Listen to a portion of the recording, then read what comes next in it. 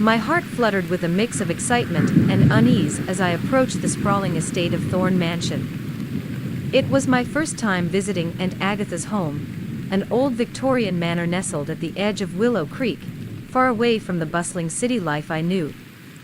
The town itself seemed frozen in time, shrouded in fog and mystery.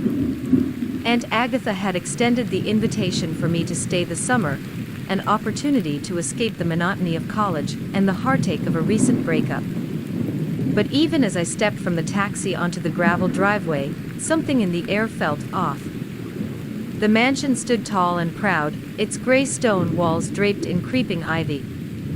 A pair of wrought iron gates flanked the entrance, creaking as they swung open, almost as if begrudgingly allowing me inside. The moment I crossed the threshold, an icy chill kissed the back of my neck. I told myself it was just the draft, but deep down I sensed a presence that seemed to linger, watching me.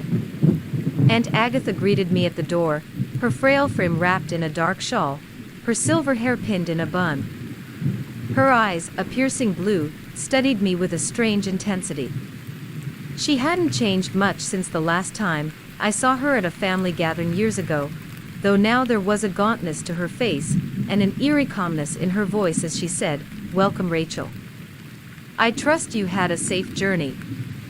The inside of the mansion was even more imposing. Dust motes danced in the faint streams of sunlight that filtered through the heavy curtains, and the faint scent of old books and something sweeter, almost like lilies, hung in the air.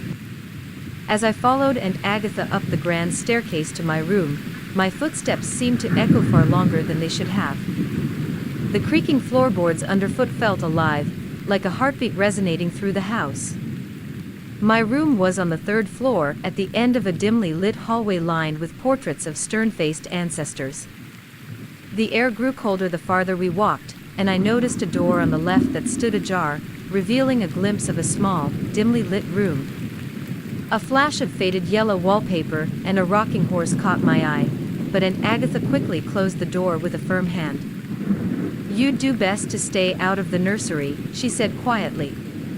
"It's not a place for wandering." Her tone made it clear that the subject was not up for discussion, but curiosity stirred within me. The room seemed untouched, frozen in time, and yet I felt a subtle pull toward it. As the days passed, I settled into a strange routine. Aunt Agatha would disappear for hours at a time, often leaving me to explore the mansion on my own. There were rooms filled with antiques and forgotten relics, hallways that twisted and turned like a labyrinth. It was easy to lose track of time within those walls, but no matter where I wandered, my thoughts kept drifting back to the nursery. There was something about that room, some hidden mystery that called to me. One afternoon, while Aunt Agatha was in town, I could no longer resist the pull. I ventured down the hallway and stopped outside the nursery door. As my hand reached for the doorknob, a faint melody drifted through the air. I froze, listening intently. It was the sound of a woman humming, her voice soft and haunting, singing a lullaby that seemed oddly familiar. "Rockabye Baby on the Treetop." The tune was coming from inside the nursery. I hesitated for a moment before pushing the door open. The room was cold, colder than the rest of the house, and bathed in a dim bluish light that filtered through the dusty window. The wallpaper was indeed faded, depicting birds mid-song and rocking horses frozen in motion. In the center of the room sat a wooden rocking chair, gently swaying back and forth as if someone had just been sitting in it. That's when I saw her. A figure standing near the far corner. She was a young woman dressed in a tattered pale blue gown, her hair a dark, tangled mess that spilled over her shoulders. Her face was obscured, but I could see her lips moving as she continued to sing the lullaby. My breath caught in my throat, and I took an involuntary step back, the floorboards creaking loudly under my weight. As if sensing my presence, she stopped singing and turned her head slightly, revealing a glimpse of hollow eyes that seemed to look straight through me. The temperature in the room dropped further, and an overwhelming sense of sorrow washed over me. The figure began to fade, dissolving into wisps of fog that seemed to sink into the walls, and with her, the lullaby faded into silence. I stumbled out of the nursery, slamming the door behind me and pressing my back against it, my heart pounding wildly. The hallway seemed darker than before, and the mansion's oppressive silence closed in around me. I didn't know if what I had seen was real or some hallucination brought on by the house's atmosphere, but the experience left me shaken. When Aunt Agatha returned that evening, I cautiously broached the topic. "Aunt Agatha," I began, my voice unsteady, "what do you know about the nursery?" I thought I saw something in there." Her expression darkened, and for a moment, I thought she was going to scold me. But then a faint, sad smile touched her lips. "The nursery has a troubled history, Rachel. It's best left alone," she said quietly. "Some things are better forgotten." She offered no further explanation, and I couldn't bring myself to push her for more. But that night, I couldn't sleep. The melody from the lullaby replayed in my mind over and over, and I felt as though the mansion itself was whispering to me, urging me to uncover the truth hidden within its walls. The following days grew more unsettling. I began hearing the lullaby at odd times. Late at night, when the house was still, or during quiet moments when I was alone in the library. It seemed to follow me, growing louder and clearer.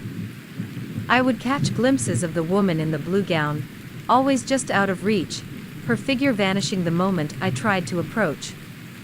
My curiosity turned into a relentless need to understand who she was, and why the nursery seemed so haunted by her presence. As I delved into the mansion's past, I began uncovering pieces of a tragic tale. An affair, a child born out of wedlock, and a desperate act that ended in death. And somewhere within that story lay the truth that the woman's spirit yearned for me to find. But as I grew closer to unraveling the secrets, I noticed Aunt Agatha's behavior becoming increasingly strange. Her mood would shift unpredictably, and she would sometimes speak as if I wasn't even there, muttering about sins of the past and unspoken truths. It became clear to me that whatever haunted this house was not just a ghost, but a darkness that had taken root in our family, and the whispers of the lullaby were leading me straight into its depths.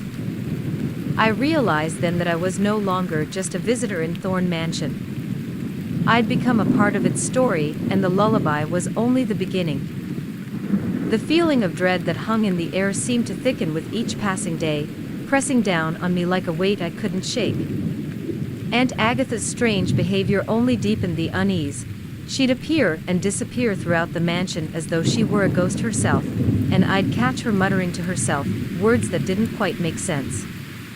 Sometimes when I'd ask her a question, she'd stare at me as though she didn't recognize me at all. But it was the nursery that drew me back again and again like a magnet. The room seemed alive in a way the rest of the mansion wasn't. Its air was colder, its shadows darker. The haunting melody of Rockabye Baby was often just a faint whisper, barely audible, like it was drifting on a breeze from a world not entirely my own. I couldn't stay away. It was as though I had unfinished business with that room, and the ghostly figure I'd seen, the woman who seemed to hover at the edges of my vision, her voice singing that eerie lullaby. I felt as though she wanted to tell me something, needed me to understand. So I started searching for clues, hoping I could find out who she was and why she haunted the nursery. One evening, while rummaging through an old chest in the corner of the room, I discovered a worn leather-bound journal, its pages yellowed and delicate. I could tell by the handwriting that it was very old, the words faint but legible. The first entry was dated nearly 100 years ago, written by someone named Catherine Thorn. My breath hitched in my throat as I turned the pages, my eyes darting over the elegant script. June 12, 1889. The child is restless again, the lullaby does little to soothe him. I fear the fever may claim him if it worsens, and yet, I cannot bring myself to leave his side. I hear the whispers when the house grows quiet, voices I do not recognize. They call to me, and I wonder if it is my grief that conjures them, or if this house has secrets it has not yet revealed to me. The words sent a shiver racing down my spine. Catherine was the woman in the lullaby. She had to be. The journal hinted at a tragic loss, but what stood out most were her mentions of the whispers. It wasn't just my imagination. There was something in the walls of Thorn Mansion, something that had been here long before I had arrived. The further I read, the more unsettling the entries became. Catherine wrote of seeing figures in the nursery, of hearing the sound of a baby crying when no child was present, of a shadowy figure that loomed over her bed at night, its breath hot on her cheek, as she lay paralyzed with terror. She'd become obsessed with the nursery, even after her child had died. The way she wrote about the room, almost as if it were alive, with a will of its own, reminded me of the pull I felt towards it. The last entry was hastily scribbled, the writing barely legible. August 27, 1890. I can no longer deny what I have seen. The voices are not merely grief, nor are they dreams. I must protect him, but I am afraid. I fear that what haunts this house seeks more than just my despair. I must do what is necessary. It must be done tonight. The journal ended abruptly, leaving me with more questions than answers. What had happened on that night in August? What had Catherine tried to protect, and from whom? Or what? I felt a pang of frustration as I shut the journal, but there was also a growing sense of dread. Whatever had haunted Catherine over a century ago was still here. I could feel its eyes on me, its presence following me as I wandered the halls. I decided to confront Aunt Agatha. There were too many coincidences, too many secrets lurking in the shadows. If anyone knew what really happened in this house, it was her. I found her in the parlor, staring at the flickering flames in the fireplace. Her face was a mask of exhaustion, the lines around her eyes deeper than I remembered. Aunt Agatha, I began, I found a journal in the nursery. Catherine Thorn's. She wrote about hearing voices and seeing things, about something haunting this house. What happened to her? For a moment she didn't move, didn't even seem to breathe. Then slowly she turned her head to look at me. There was a coldness in her gaze that I hadn't seen before. Some things are better left buried, Rachel, she whispered.